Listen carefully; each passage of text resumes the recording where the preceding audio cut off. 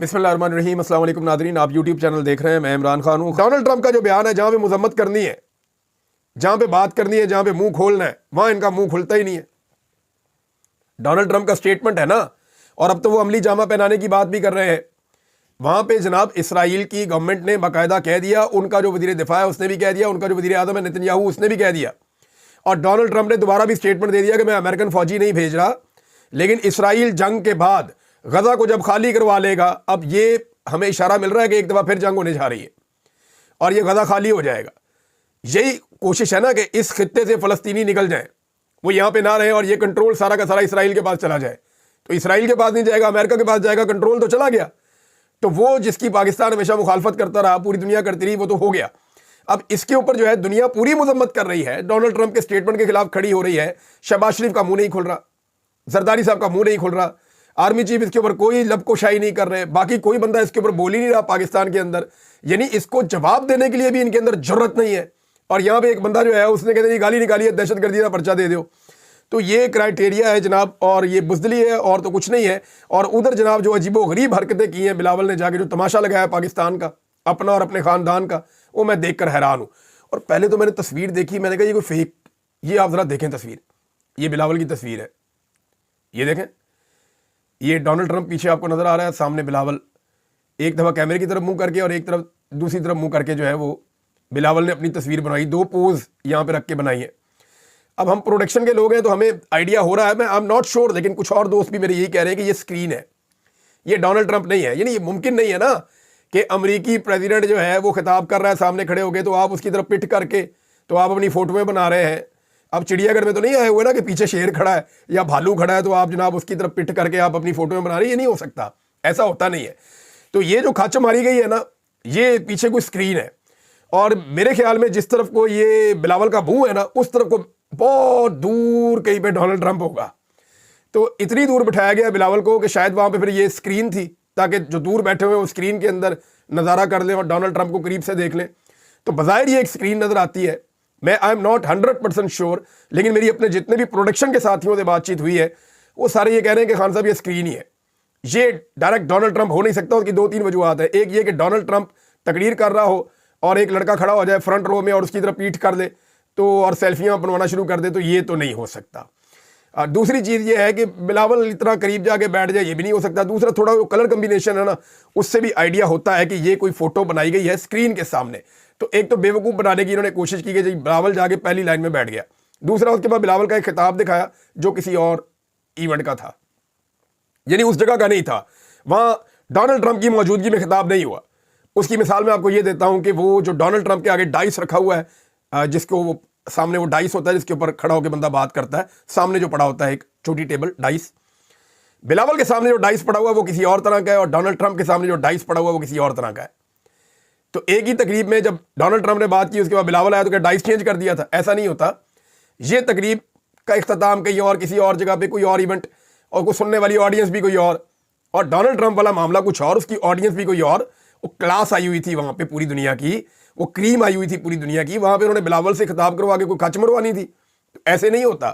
بہرحال مجھے بڑی حیرت ہوئی اور بڑا عجیب لگا مجھے یہ سارا کچھ دیکھتے ہوئے کہ یار اتنے سستے ہیں یہ بیچارے۔ یہی بلاول ہے تھوڑا عرصہ پہلے عمران خان کو پاکستان کا ڈونلڈ ٹرمپ کہتا تھا تصدیق کرنے کے لیے، اب یہی اسی ڈونلڈ ٹرمپ کو کھوتے کو باپ بنانا ہے، ان سے کوئی سیکھے۔ اور ان کا جو ہے نا وہ یعنی عجیب و غریب ہی کام ہے ان کا۔ یہ جناب پہنچ گئے وہاں جا کے اور انہوں نے کہا جناب کہ یہ اب ڈونلڈ ٹرمپ، اب ہمارا ڈونلڈ ٹرمپ۔ میرے ابو کا بھی واقف ہے، میری امی کا بھی پرانے دور کے اندر جب بینظیر بھٹو زندہ ہوا کرتی تھی تو انہوں نے ہمیں بلا کے کھانا بھی کھلایا تھا۔ اب بلاول کو پتہ نہیں کہاں سے یادداشتیں آ رہی ہیں، لیکن یہ یادداشتیں اس وقت نہیں تھیں جب عمران خان کی برائی کرنے کے لیے عمران خان کو کہنا تھا کہ یہ پاکستان کا ڈونلڈ ٹرمپ ہے، یہ بھی بلاول نے کہا ہوا ہے نا۔ اب جناب مجھے بڑا افسوس ہوا، یعنی مجھے دھچکا لگا ایک دیکھ کر کہ یار ذوالفقار علی بھٹو کا نواسا اور بینظیر بھٹو کا بیٹا اتنا ہلکا ہو سکتا ہے، ایسی کھچ مار سکتا ہے۔ لیکن پھر میرے دماغ میں آیا اور مجھے تسلی ہوئی کہ نہیں، یہ آصف زرداری کا بھی بیٹا ہے۔ بلاول زرداری جو ہے وہ خالی ان کا نہیں ہے خون، یہ آصف زرداری کا بھی بیٹا ہے، تو یہ اس طرح کر سکتا ہے۔ میں نے اپنے آپ کو یہ سوچ کے تسلی دی اور مجھے اچھی خاصی تسلی ہو گئی یہ سوچنے کے بعد۔ اب جناب اگلی خبر ہے اور بڑی خبر ہے، پاکستان کے اندر یوم سیاہ کے حوالے سے تیاریاں کی جا رہی ہیں اور کئی جگہوں کے اوپر دفعہ 144 لگائی جا رہی ہے، کئی جگہوں کے اوپر چھاپے مارے جا رہے ہیں۔ پاکستان تحریک انصاف کے پنجاب میں جتنے اہم رہنما ہیں ان کے ڈیروں پہ، دفاتر پہ اور ان کے گھروں کے آگے جو ہے وہ पुलिस की नफरी खड़ी कर दी गई है, पंजाब को एक पुलिस स्टेट में कन्वर्ट कर दिया गया है। पूरी कोशिश की जा रही है कि कुछ भी करके पंजाब में एहतजाज ना किया जा सके। देखिए, सबसे बड़ी डकैती जो पड़ी है ना पाकिस्तान में इलेक्शन में, वो पंजाब में पड़ी है, फिर कराची में पड़ी है, और उसके बाद जो है वो इस्लामाबाद की 3 सीटों के ऊपर डकैती पड़ी है, और एक डकैती बलूचिस्तान में हुई है। लेकिन बलूचिस्तान में कोई पहली डकैती नहीं है, हमेशा से इलेक्शन ऐसे ही होते आए हैं।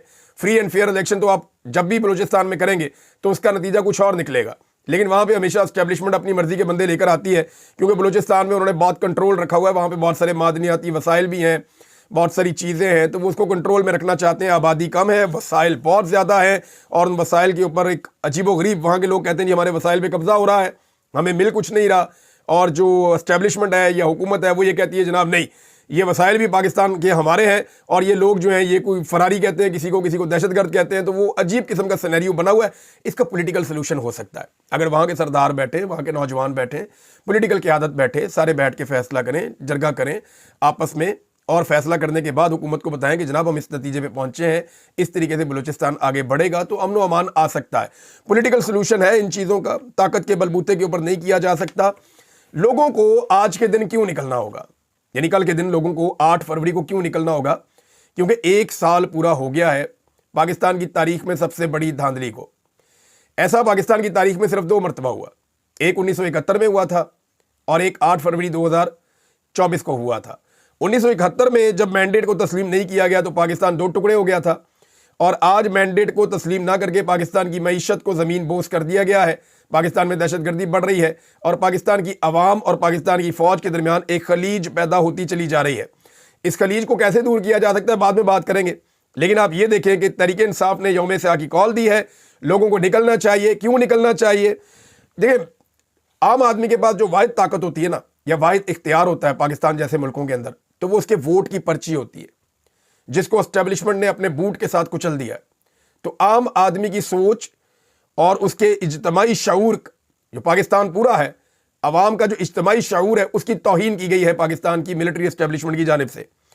ये अवामी हुकूमत नहीं है जो इस वक्त मौजूद है, और इन्हें अवाम का कोई एहसास भी नहीं है। यानी हुकूमत आई 2 नंबर तरीके से, जाली फार्म 47 इनको पकड़ा दिया हाथ में एस्टेब्लिशमेंट ने कि जाओ जाके ताड़ी हुकूमत बन गई है, ये आगे हुकूमत में बैठ गए। अब इनको अवाम से कोई सरोकार नहीं है, ना इन्हें अवाम से किसी किस्म की कोई हमदर्दी है। ये आए हैं जाली तरीके से, और इनको पता है कि अवाम ने इनको नहीं वोट दिया, लिहाजा ये अवाम के खिलाफ कोई भी कदम उठाने से गुरेज नहीं करते। आप देख लें जो कुछ पंजाब में हो रहा है, जैसा जुल्म और ज्यादती हो रही है, जिस तरह तजावुज़ात के खात्मे के नाम के ऊपर गरीबों को कुचला गया है, जिस तरह उनसे बदला लिया जा रहा है।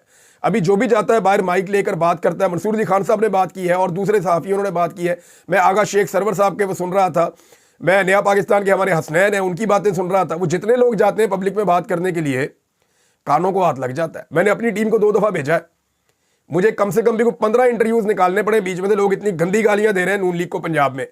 ये इनकी हालत हो गई है, लोग इनका नाम सुनने के लिए तैयार नहीं है, क्योंकि इन्हें लोगों का एहसास ही नहीं है। अगर लोग खामोश रहेंगे ना, अगर आप खामोश रहते हैं, आप कहते हैं ठीक है जी मैंडेट चोरी हो गया, कोई बात नहीं, दोबारा इलेक्शन आएगा वोट डाल देंगे, तो याद रखिएगा दोबारा भी आपके साथ यही होगा। हर दफ़ा ये हुआ करेगा कि एस्टेब्लिशमेंट अपनी मर्जी के जोकर्स लाकर आपके ऊपर मुसल्लत कर दिया करेगी कि जनाब ये बंदे हमें पसंद है और ये हमारी जी हजूरी करेंगे, इनकी बूट पॉलिश की रफ्तार भी तेज है और बड़ी अच्छी पॉलिश करते हैं, हमारे बूट चमकते रहते हैं, लिहाजा इन बंदों को लाके इक़्तिदार में हमने बिठाना है। अवाम के इज्तमाई शऊर की और अवामी मैंडेट की हमेशा तौहीन होती रहेगी जब तक कि अवाम बाहर निकलकर अपना मैंडेट वापस नहीं लेती, तब तक। सबसे बड़ी धांधली नाज़रीन पंजाब में हुई, तो पंजाब के लोगों की बड़ी रिस्पॉन्सिबिलिटी है, लेकिन पंजाब के अंदर इतनी बड़ी धांधली हुई है तो उतना ही ज़्यादा जुल्म, जबर और फसायत भी हुई है। बेशुमार लोगों को गिरफ्तार किया गया है। अभी फिर पंजाब पूरे को जो है वो एक स्टेट बना दिया गया, पुलिस स्टेट, और वहाँ पे पुलिस की नफरी हर जगह खड़ी कर दी गई है, डंडे सोटे चल रहे हैं, छापे पड़ रहे हैं। लेकिन अगर अवाम निकल आए, देखिए मैं एक चीज़ आपको क्लियर कर दूं, ये फैसला अवाम ने करना है कि इस गुलामी में और परेशानी में कब तक रहना है, इसको कब तक बर्दाश्त करना है। जिस दिन अवाम ने यह फैसला कर लिया ना पंजाब में, ये पुलिस आपको नज़र भी नहीं आएगी, कोई फोर्स आपको सड़कों पर नज़र नहीं आएगी। अगर 10, 15, 20, 25, 50 की तादाद में निकलते हैं, 100, 200, 500 आदमी निकलता है और इकट्ठा नहीं होने दिया जाता, जब भी तो काम खराब होता है। अगर एक ही दफ़ा लाखों लोग पंजाब के अंदर निकलकर सड़कों पे आएँ और वो पुरअमन एहतजाज करें जो कि उनका हक है, तो इस निज़ाम के पसीने छूट जाएंगे।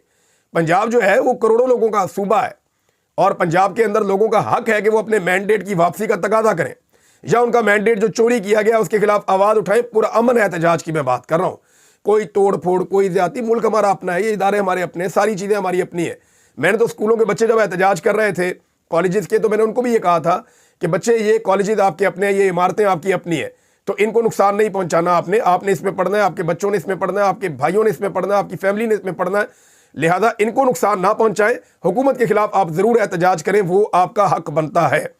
بہرحال بلوچستان میں تو آپ کو پتہ ہے احتجاج کرنے ہی نہیں دیتے.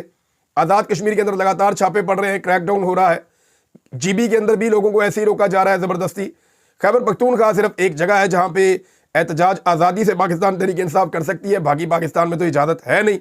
اب دنیا میں وہ تمام ممالک آگے نکل گئے ہیں جہاں پہ عوامی مینڈیٹ کی توہین نہیں کی گئی, جہاں پہ عوامی مینڈیٹ کے مطابق آگے بڑھے, وہ تمام ممالک دنیا میں ہم سے آگے نکل گئے. لیکن کیونکہ ہم نے ہمیشہ عوامی مینڈیٹ کی توہین کی, ہمارا ملک بھی ٹوٹ گیا, ہمارا بیڑا غرق بھی ہو گیا, ہماری اکانومی بھی تباہ ہو گئی, ہمارے نوجوان بھی ملک چھوڑ کے جا رہے ہیں, پاکستان میں مایوسی بھی بڑھتی چلی جا رہی ہے. ہم نے اپنے ملک کی ہر چیز کو پہلے سے زیادہ بری حالت میں پہنچا دیا. وجہ کیا ہے؟ صرف عوامی مینڈیٹ کی توہین. اور توہین کرنے کی وجہ کیا ہے؟ کہ سب کا اپنا اپنا ذاتی فائدہ, اپنا اپنا ذاتی مفاد. ناظرین, 2-3 انکشافات ہوئے ہیں پاکستان تحریک انصاف کے اندر سے, لیکن پہلے اس کے بارے میں میں آپ کو یہ بتاؤں, عالیہ حمزہ صاحبہ کے اوپر 7 مقدمات درج کر دیے گئے. 7. یہ 7 مقدمات ان کے اوپر کیوں درج کیے گئے؟ کہ وہ پاکستان تحریک انصاف کے لوگوں کو موبلائز کر رہی ہیں یوم سیاہ منانے کے لیے, کہ جناب آپ کے اوپر دھاندلی ہوئی ہے, آپ کے ساتھ ظلم ہوا ہے, آپ کے ووٹ کی پرچی چوری ہوئی ہے, اس کو بوٹوں کے نیچے روندا گیا ہے, لہذا باہر نکل کر پرامن احتجاج کریں. اب یہ آئینی اور قانونی حق ہے. اب ایک خاتون یہ کام کر رہی ہیں, یہ ریاست اتنی خوفزدہ ہے کہ 7 مقدمات عالیہ حمزہ صاحبہ کے اوپر کر دیے ہیں. یعنی جس کو دل کرتا ہے دہشت گرد بنا دیتے ہیں, جس کے اوپر دل کرتا ہے جیسا مرضی مقدمہ درج کر دیتے ہیں. ایسا تو ہم نے کبھی زندگی میں سوچا بھی نہیں تھا جو اب ہو رہا ہے پاکستان میں, اور دیگر لوگوں کے ساتھ بھی یہی ہو رہا ہے. جنید اکبر صاحب کا ایک سٹیٹمنٹ ہے, یہ سٹیٹمنٹ امپورٹنٹ ہے, میں آپ کو سناتا ہوں کہ انہوں نے کیا کہا. پاکستان تحریک انصاف کی جانب سے خیبر پختونخوا کے صدر جنید اکبر صاحب نے کہا, بہت بڑا انکشاف کیا. انہوں نے کہا جی الیکشن 2024 کا جو ہوا تھا, اب 1 سال گزر گیا ہے, احتجاج بھی اسی سلسلے میں ہو رہا ہے. انہوں نے کہا جی اس کے لیے کوئی نام عمران خان صاحب نے فائنل نہیں کیا. ان کے نام پر کس نے لسٹیں فائنل کی, یہ سوال انہوں نے اٹھا دیا. جنید اکبر صاحب نے ایئر وائی نیوز کے ایک پروگرام میں بات کر رہے تھے. انہوں نے کہا ہو سکتا ہے کچھ لوگ چاہتے ہوں میرے اور گنڈا پور کے حالات خراب ہو جائیں, لیکن میں اور گنڈا پور ایک پیج پہ ہوں یا نہ ہوں, لیکن سب لوگ عمران خان صاحب کے ساتھ ہیں, اور لوگ ہمارے لیے نہیں عمران خان صاحب کے لیے جلسے میں آئیں گے. انہوں نے انکشاف کیا کہ الیکشن 2024 کے لیے کوئی نام عمران خان نے فائنل نہیں کیے. ہمیں بتایا گیا تھا کہ ایم این ایز اور ایم پی ایز کے نام عمران خان صاحب نے فائنل کیے ہیں, لیکن میں نے جب عمران خان صاحب سے پوچھا تو انہوں نے جواب دیا کہ میرے پاس کوئی لسٹ نہیں آئی تھی. عمران خان کے نام پر ایم این ایز اور ایم پی ایز کی کس نے لسٹیں فائنل کی, اس کی تحقیقات ہونی چاہیے. عمران خان صاحب کے پیغامات ملتے ہیں اور معلوم ہے کہ وہ کیا چاہتے ہیں. بیرسٹر گوہر یا کسی اور نے ابھی تک احتجاج سے متعلق بریف نہیں کیا. پاکستان تحریک انصاف کی قیادت کے اوپر بڑی بڑی انگلیاں اٹھ رہی ہیں, اور یہ بھی کہا جا رہا ہے کہ جو بندے M P As M N A بنے ہیں ان کی لسٹیں تک عمران خان صاحب نے فائنل نہیں کی, تو عمران خان صاحب کا نام لے کر کون فائنل کر رہا تھا؟ یہ سوال جنید اکبر صاحب نے اٹھایا. اس سوال کو ہم یہاں چھوڑتے ہیں, لیکن ایک اور سوال ہے جو اٹھایا ہے اعظم سواتی صاحب نے. اعظم سواتی صاحب نے ایک تقریر کی ہے جیل سے چھوٹنے کے بعد, اس میں انہوں نے 2-3 نقطے اٹھائے ہیں جو بڑے امپورٹنٹ ہیں. اعظم سواتی صاحب کا کہنا ہے کہ جناب کارکنوں کو اکیلا چھوڑا گیا. یہ انہوں نے لیڈرشپ سے شکوہ کیا. انہوں نے بڑی خوفناک باتیں بتائی, ایسے کہ گاڑیوں کے اندر بند کارکنوں کو گاڑیوں میں پیشاب کرنا پڑ گیا, اتنی دیر تک انہیں گاڑیوں میں بند کر کے رسوا اور ذلیل کیا گیا. جو کارکنوں کے ساتھ تشدد ہوا اور جس طرح کے حالات میں انہیں رکھا گیا, پارٹی قیادت نے انہیں بالکل نظر انداز کر دیا. یہ اعظم سواتی صاحب نے شکوہ کیا. وہ تو ڈی چوک میں بھی نظر انداز کیا, 2 دفعہ کیا, کارکنوں کو چھوڑ کر چلے گئے, اور وہاں پہ کارکنوں کو گولیاں بھی لگیں, اور جن کو گولیاں لگیں, جو شہید ہوئے اور جو زخمی ہوئے, ان کے لیے ابھی تک پاکستان تحریک انصاف نے کچھ بھی نہیں کیا. پیسے اگر دے رہے ہیں تو پیسے دینا کون سی بات ہے؟ اصل بات تو یہ کہ آپ ان کو انصاف لے کر دیں. وہ وہاں پیسے لینے کے لیے تو ڈی چوک میں کوئی نہیں آیا تھا, پی ٹی آئی کے کارکن تو آئے تھے انصاف لینے کے لیے, تو انہیں انصاف آپ نے لے کر نہیں دیا. جو لوگ قتل ہو گئے ان کے لیے کیا کیا گیا اب تک؟ تو گراؤنڈ کے اوپر کچھ بھی نہیں ہوا. سی سی ٹی وی فوٹیج کہاں گئی ابھی تک کچھ پتہ نہیں ہے. جو لوگ لاپتہ ہوئے ان کے نام, لسٹیں, ان کے گھر والوں کے بیانات کہاں ہیں, کچھ پتہ نہیں ہے. تو اب ان واقعات کو لگ بھگ 3 مہینے ہونے والے ہیں, اور 3 مہینوں میں پاکستان تحریک انصاف کی جو قیادت ہے اس کی جانب سے सानेहा डी चौक के हवाले से अभी तक की डेवलपमेंट ज़ीरो ही है, कुछ भी नहीं किया, सिर्फ एक मुकदमा इस्तगासा इन्होंने मुकदमे के लिए किया एक अदालत में, और वहाँ पे भी पार्टी की लीडरशिप जाने से कतराती है। यानी कारकुन के लिए कोई नहीं निकलता, कोई नहीं जाता, कोई नहीं आवाज़ उठाता, और लीडर के लिए सारे निकलते हैं। कारकुन जो है वो बहुत बड़ी तादाद में निकलते हैं लीडर्स के लिए, लेकिन इन्होंने कारकुनों को ऐसा लगता है कि बिल्कुल ही नज़रअंदाज कर दिया है। नाज़रीन, अब ये शिकवा जो है वो उनकी जानिब से भी आया, आज़म सवाती साहब की जानिब से, और उन्होंने ये भी कहा कि खैबर पख्तूनख्वा में करप्शन हो रही है, मैं इमरान खान साहब को बताऊंगा, और इस तरह के मामला उन्होंने उठाए और खासे गुस्से में थे। लेकिन साथ ही साथ उन्होंने कारकुनों को मोटिवेट भी किया। उन्होंने कहा जी इमरान खान साहब डट कर खड़े हैं और हम सब इमरान खान साहब के पीछे हैं, हमारे सबकी वफादारी इमरान खान साहब के साथ है और उनके विजन के मुताबिक हम आगे बढ़ेंगे। तो आज़म सवाती साहब ने कहा कि मैंडेट भी वापस होगा, और जिस तरह वो बात करते हैं खुलकर, उसी तरह आज़म सवाती साहब ने बात की। लेकिन जुनैद अकबर और आज़म सवाती साहब ने हसास मामलात को छेड़ा है। पाकिस्तान तहरीक इंसाफ ने मजम्मत की इस बात की कि एक जनाब स्टेटमेंट अखबारात के अंदर छपवाया गया था। ये एक स्टेटमेंट डॉन अखबार में छापा गया है कि पीटीआई के बड़े कंसर्न हैं इमरान खान की हेल्थ के हवाले से, और उनके लिए अर्जेंट मेडिकल केयर मांगी गई है। तो इसको फेक न्यूज़ करार दिया पाकिस्तान तहरीक इंसाफ ने। इससे पहले जंग अखबार में गालिबन और कहीं और भी ये खबर छपवाई गई थी कि इमरान खान साहब का शुगर और ब्लड प्रेशर ठीक नहीं है। तो इस तरह की खबरें या अफवाहें फैलाई गई। अब इसके ऊपर पाकिस्तान तहरीक इंसाफ का जो रद्द-ए-अमल आया वो बड़ा, उन्होंने क्लियरली कहा कि इमरान खान को किसी किस्म के ऐसे मामलात नहीं है, ना कोई ब्लड प्रेशर है, ना कोई शुगर का मामला है, और ना उन्हें कोई दिल की बीमारी है। माशाल्लाह Imran Khan fit and healthy हैं, ये उन्होंने कहा। और हमारी फैमिली जो है वो इमरान खान साहब से मिली है 6 फरवरी को, और 1 दर्जन के करीब जो वकला है वो भी, और पाकिस्तान तहरीक इंसाफ के मेंबर्स जो है वो भी एंटी टेररिस्ट कोर्ट के अंदर ट्रायल के दौरान मौजूद थे। और साथ ही उन्होंने कहा जी कि ऐसी कोई चीज़ नहीं है, प्रोपेगेंडा है जो किया जा रहा है। और होता ये है ना कि पहले खबर फैलाई जाती है कि वो बंदा बीमार है, और फिर अचानक से जो है वो खबर फैलाई जाती है कि वो बहुत और बीमार है। तो इस तरह की चीज़ें करके बाद में जो उनके घर वाले हैं उन्हें ये खदशा है कि इमरान खान साहब की बीमारी या उनकी हेल्थ की खराबी की झूठी खबरें फैलाकर कल को कोई और कार्रवाई ना डाल दी जाए। तो इसलिए वो हमेशा ये बताते हैं कि इमरान खान साहब मुकम्मल तौर पे सेहतमंद हैं, मुकम्मल तौर पे फिट हैं, उनका कोई प्रॉब्लम नहीं है, मेडिकल इशू किसी किस्म का इमरान खान साहब को नहीं है, चंगे भले हैं, वो वर्जिश भी करते हैं, अपनी सेहत का ख्याल भी रखते हैं। नाज़रीन, हालात ने शहबाज शरीफ साहब को मौलाना फजलुर रहमान साहब के दरवाजे पे पहुंचा दिया है। मौलाना फजलुर रहमान साहब उसूली तौर पर तो इलेक्शन में धांधली के खिलाफ हैं और वो नए इलेक्शन के हक में है, लेकिन प्रॉब्लम उनके साथ एक और है, वो बड़ा टेक्निकल है। मामला ये है कि वो ये जानते हैं कि इस हुकूमत के साथ फजलुर रहमान साहब के अच्छे ताल्लुकात हैं।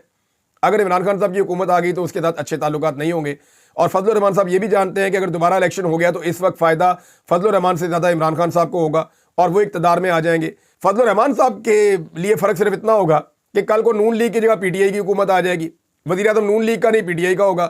तो ये जो फ़र्क है फजलुर रहमान साहब को ये हज़म नहीं हो रहा जब तक कि उनके लिए कोई मार्जिन नहीं निकलता। अभी पाकिस्तान तहरीक इंसाफ का तोती बोल रहा है, फजलुर रहमान साहब सियासत करेंगे, वो तवज्जो हासिल करेंगे, वो मीडिया में रहना चाहेंगे, वो अपनी अहमियत को सामने लाना चाहेंगे, लेकिन वो अभी फौरी तौर पे मुझे नहीं लगता कि वो इलेक्शन की तरफ जाएंगे, क्योंकि उन्हें पता है कि अभी अगर इलेक्शन हुआ तो पाकिस्तान तहरीक इंसाफ सारा कुछ ही उल्टा पलटा देगी और वो यकतरफा इलेक्शन होगा और तहरीक इंसाफ जीत जाएगी। नाज़रीन, कुछ और चीज़ें शेयर करता हूँ अगले वीलॉग में। अब तक के लिए इतनी, अपना ख्याल रखिएगा, अपने चैनल का भी। अल्लाह हाफ़िज़।